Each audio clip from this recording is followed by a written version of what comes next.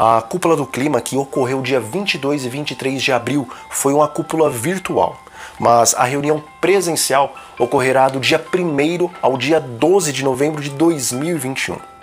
E o que isso tem a ver com o decreto dominical e também com a nova ordem mundial? E o mais importante, o que isso tem a ver com a parábola das 10 virgens? Bom, querem saber, meus amigos? Então não saiam deste vídeo.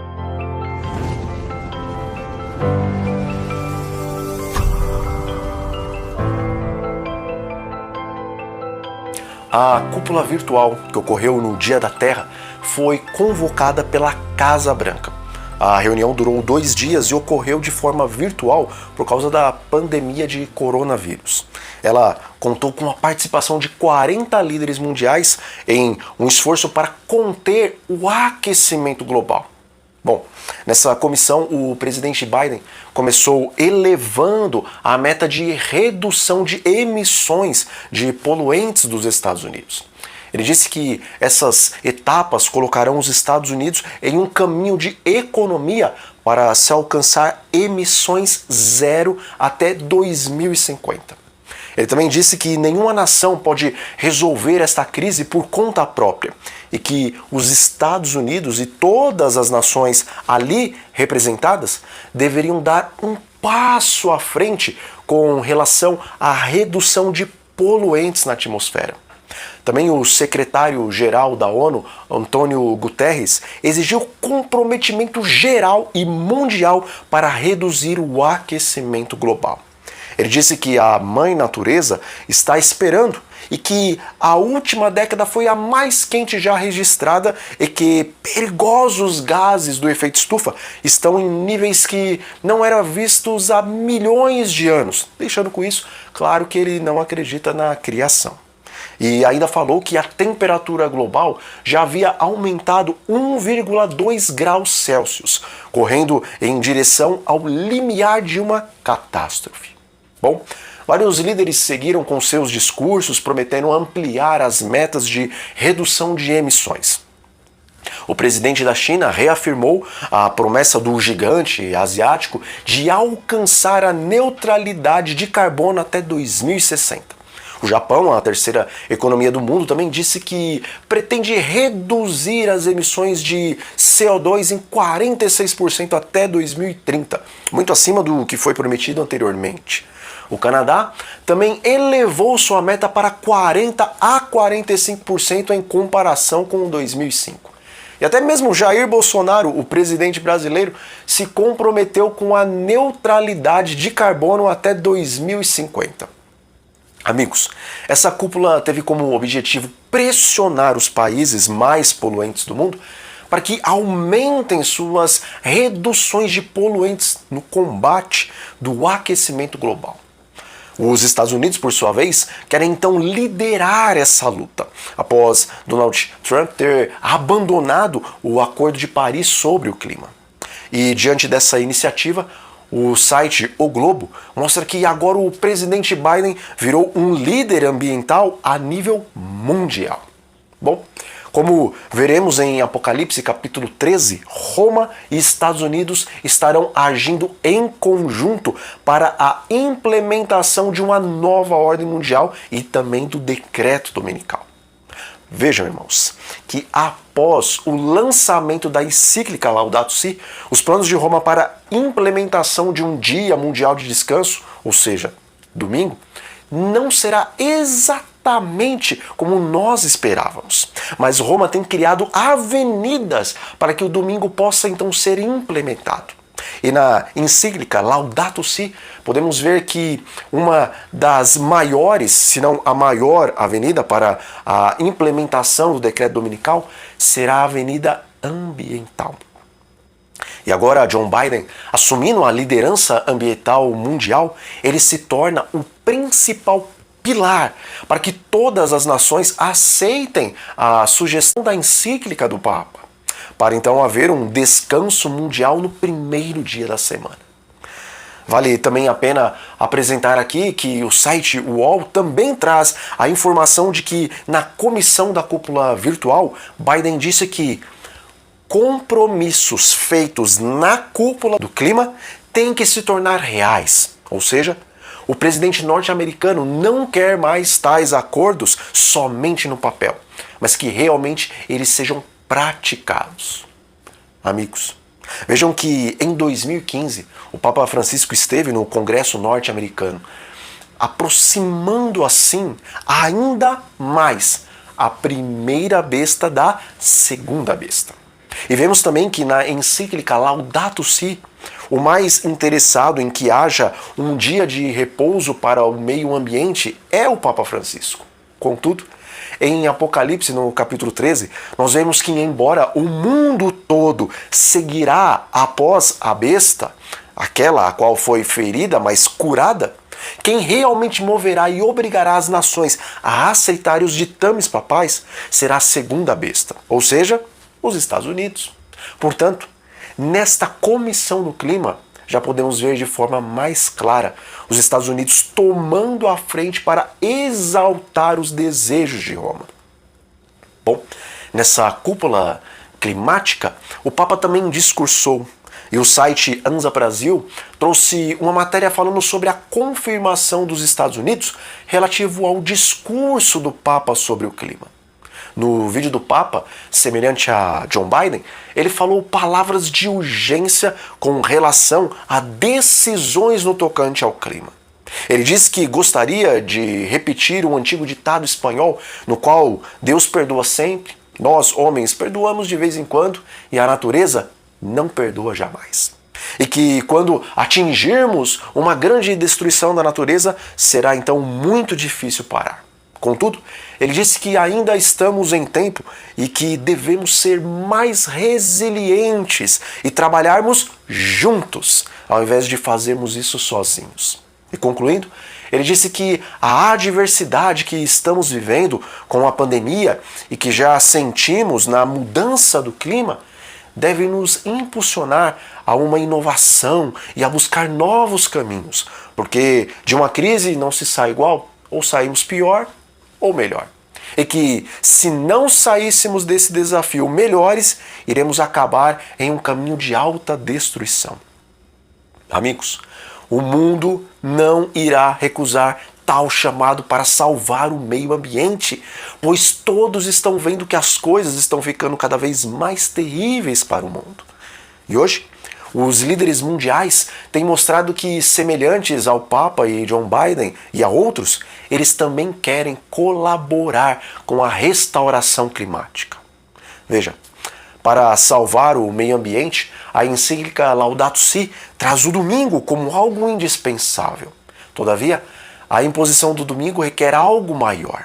Requer que haja uma nova ordem mundial, a fim de que todas as nações estejam unidas em um só propósito.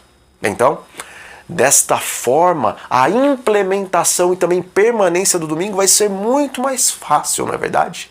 E é aí que a encíclica Fratelli Tutti entra em ação, pois nas entrelinhas o Papa está sugerindo ali uma nova ordem mundial. E será que o mundo tem aderido a esta ideia? E será que o mundo está aberto a uma nova ordem mundial? E se estiver aberto, quem então seria o líder? Bom, no jornal C5N da Argentina, faz algum tempo, um repórter estava afirmando categoricamente que após a pandemia é necessário que haja uma nova ordem mundial. E que não haveria ninguém mais qualificado para assumir o posto da liderança do que o Papa Francisco. Irmãos, esse repórter não estava dando a sua opinião própria, mas com base em muitas informações às quais os jornalistas têm acesso, ele estava tão somente antecipando o que a massa da liderança mundial tem pensado. E, na verdade, as palavras desse repórter, que tão somente são o reflexo do pensamento dos líderes mundiais, já estão ou já estavam profetizadas na palavra de Deus. Pois nós vemos em Apocalipse capítulo 17 que haverá uma nova ordem mundial e que haverão 10 superpotências, as quais terão um mesmo pensamento e que entregarão seu poder, sua autoridade e seu trono para a besta. Irmãos, estas 10 nações que são apresentadas em Apocalipse 17 não são as mesmas 10 nações do capítulo 7 do livro de Daniel. Veja, das 10 nações citadas em Daniel, apenas 7 se mantiveram submissas ao poder romano, enquanto 3 nações são arrancadas pelo chifre pequeno. E a volta de Jesus não ocorre após a queda dessas 3 nações. Mas vemos que após isto, Roma papal dominaria 1260 anos sobre toda a terra. Mas após este período, ela sofreria uma ferida mortal. Então vemos que em Apocalipse capítulo 13, essa ferida mortal seria curada. E isso começou a ocorrer em 1929 com o Tratado de Latrão. Mas as 10 nações de Apocalipse 17, todas estão submissas ao poder romano. Contudo, em certo momento, todas as 10 se voltarão contra a Igreja Católica, pois assim está escrito. Os 10 chifres que você viu e a besta, esses odiarão a prostituta, e eles a deixarão devastada e nua, comerão as carnes dela e a queimarão no fogo. Apocalipse 17, versículo 16. Isso acontecerá porque Satanás usará o poder romano e dará o seu trono ao Papa somente até que ele, Satanás, apareça como o próprio Jesus. Então, quando ele assumir a liderança da nova ordem mundial, Roma não mais terá serventia. E por isso, as 10 superpotências se voltarão contra a autoridade de Roma e se unirão literalmente a Satanás, o qual estará disfarçado de Cristo. Então, quando Satanás, liderando a nova ordem mundial, convencer as 10 nações a fazerem guerra contra Cristo, na pessoa dos seus servos que estarão vivos após o fechamento da Porta da Graça, virá então um decreto de morte para os observadores da lei de Deus. Os 10 chifres que você viu são 10 reis que ainda não receberam reino, mas que recebem autoridade como reis com a besta durante 1 hora. Estes têm o mesmo propósito e oferecem à besta o poder e a autoridade que possuem. Lutarão contra o Cordeiro e o Cordeiro os vencerá, pois é o Senhor dos senhores e o Rei dos reis. Serão vencedores também os chamados eleitos e fiéis que estão com o Cordeiro. Apocalipse 17, versículos 12 ao 14. Disse o anjo: preparai-vos, preparai-vos, preparai-vos. Tereis de experimentar uma morte para o mundo maior do que jamais experimentastes antes. Vi que havia grande obra a ser feita por eles e pouco tempo para fazê-la. Primeiros Escritos, página 64. Amigos, os exércitos inimigos na verdade já estão preparados para o último e grande conflito. O que os detém é a misericórdia de Deus. Ainda no livro Primeiros Escritos, nós podemos ler sobre uma cena que ocorreu no céu, a qual os 4 anjos estavam prestes para soltar os 4 ventos sobre a terra. Contudo, Jesus olha compassivamente para a sua igreja e a vê despreparada para tal evento. Então, não querendo o Senhor que o seu povo perecesse, ele implora ao Pai dizendo: meu sangue, meu sangue, meu sangue. Então o Pai envia um anjo para que ordenasse aos 4 anjos que ainda não soltasse os ventos. Bom, embora acompanhemos o que está acontecendo com relação ao decreto dominical e vemos a evolução deste assunto, juntamente com uma nova ordem mundial, na verdade, o que realmente está faltando não são assinaturas e líderes se aliando a Roma e aos Estados Unidos. O que realmente falta é a igreja remanescente estar preparada para o grande e último conflito. É necessário uma entrega completa, amigos. É necessário clamarmos pelo dom do Espírito Santo. É necessário experimentarmos verdadeiramente o batismo do Espírito Santo em nossas vidas.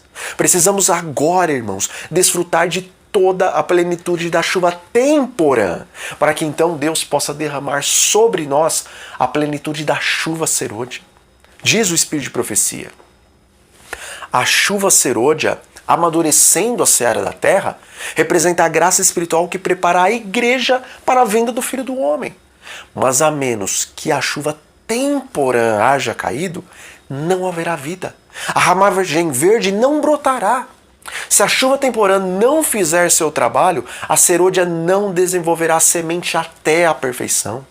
Muitos têm, em grande medida, deixado de receber a chuva temporã. Não têm eles obtido todos os benefícios que Deus assim para eles tem provido. Eles esperam que as falhas de caráter sejam supridas pela chuva serôdia. Quando a chuva serôdia estiver para ser concedida, eles esperam poder abrir o coração para recebê-la. Mas esses estão cometendo um erro terrível. Testemunhos para Ministros, páginas 506 e 507. Amigos, as virgens prudentes, embora adormeceram, elas estavam buscando diariamente a presença do Espírito e por isso suas vasilhas estavam sendo completadas com a chuva temporã. E isso possibilitou que elas recebessem também a chuva serôdia. Contudo, as virgens loucas tinham somente as suas lâmpadas acesas, simbolizando assim a palavra de Deus. Elas criam na verdade presente. Contudo, elas não possuíam o azeite que é o símbolo do Espírito Santo. E quando sair o decreto dominical, o qual despertará de uma só vez todas as virgens, então as virgens loucas compreenderão que conhecer a verdade, mas não ser transformado através do Espírito Santo, não valerá de nada naquele tempo. E se nós não buscarmos a plenitude do Espírito Santo antes do decreto nos despertar, quando o decreto for pronunciado e toda a igreja for despertada, vemos na parábola das 10 virgens que aquelas que não encheram suas vasilhas antes deste momento, por mais que tentem comprar o azeite do céu, naquele tempo não haverá mais tempo. Pois quando as virgens loucas voltam à porta, essa já estava fechada, e o Senhor da casa não as reconheceu.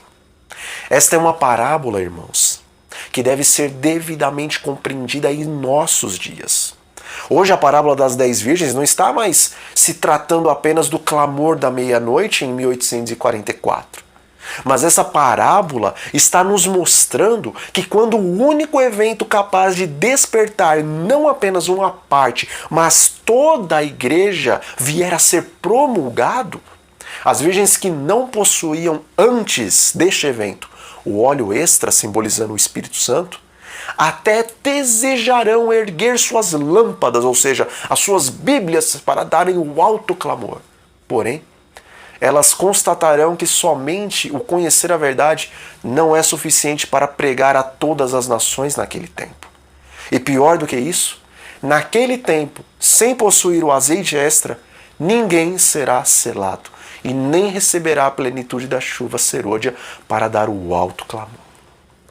Amigos, que toda esta movimentação com relação ao clima, com relação a uma nova ordem mundial e com relação da aliança entre Estados Unidos e Roma sirva para nos levar a refletir e tomar uma decisão de não mais fazermos parte do grupo chamado mornos, mas que venhamos a fazer parte do grupo dos crentes que estarão desde agora cheios do verdadeiro fogo do Espírito Santo.